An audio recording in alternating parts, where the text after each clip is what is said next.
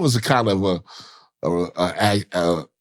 little, I would say, bad. I don't know. I might have had a chip on my shoulder. I felt a certain kind of way about a lot of things, but because I had a stepfather, man. He didn't like my dad, right? So he used to treat me like, he didn't like my dad, so he didn't like me, really. So it was like I had another brother and sister that that my mom had. So he treated them, like they wasn't his kids, but he treated them like they was his kids. He wasn't ever really feeling me like that, just about dad. He was jealous. We had everybody else's album in the house, but you wasn't playing no OJ's. Yeah. Everybody else's album in the house. So, we kind of didn't click right. So, I went to Cleveland and I stayed for about 2 or 3 years. Then I got in trouble in school. Got kicked out fighting. I was a fighter. Okay. I was a kid that, I didn't really care about, but I learned my books and I learned my education. I learned how to read and write and add up things. So that was cool. But as far as I was just a bad kid. Okay. So then I left Cleveland. Then I went back to LA. Then I kind of got into a little worse situations with the gangs. Okay. So I ended up being from the neighborhood, Bloods. I used to be Crenshaw Mafia and all that. And I was red ragging. I was gang banging. I was doing, I was living that life. Can you think of any scars during that time that kind of stand out? Man, just scars of my friends getting killed. Scars of, even with my mom and her husband, we had a lot of scars in our family because he was a violent dude. Okay. Domestic wise. Okay. And, we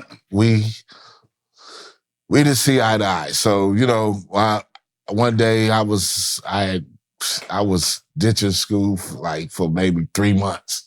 So they got a note to the school, came to the house, and he was like, you ain't been going to school, you just been lying to us and that. I was like, man, you ain't my father. And he hit me and bust my eye. And, I was like, and then, I was in the streets.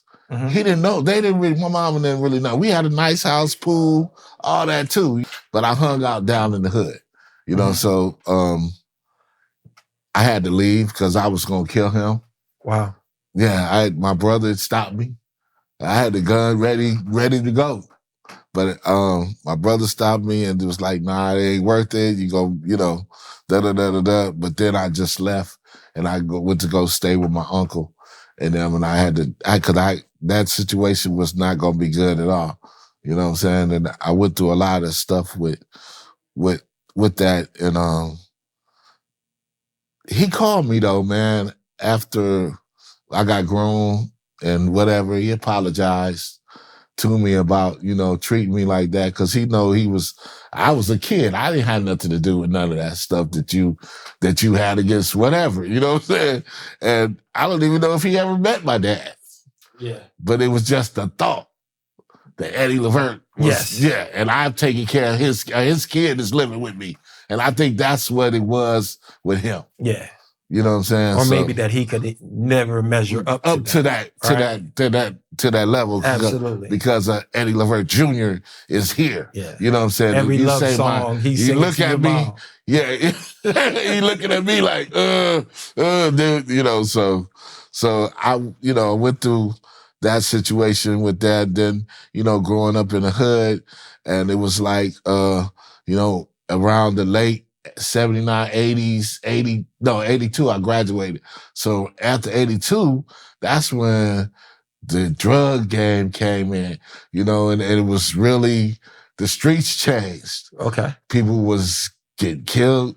People was on crack, it was a whole different thing. My people started going to jail. My people started getting killed more.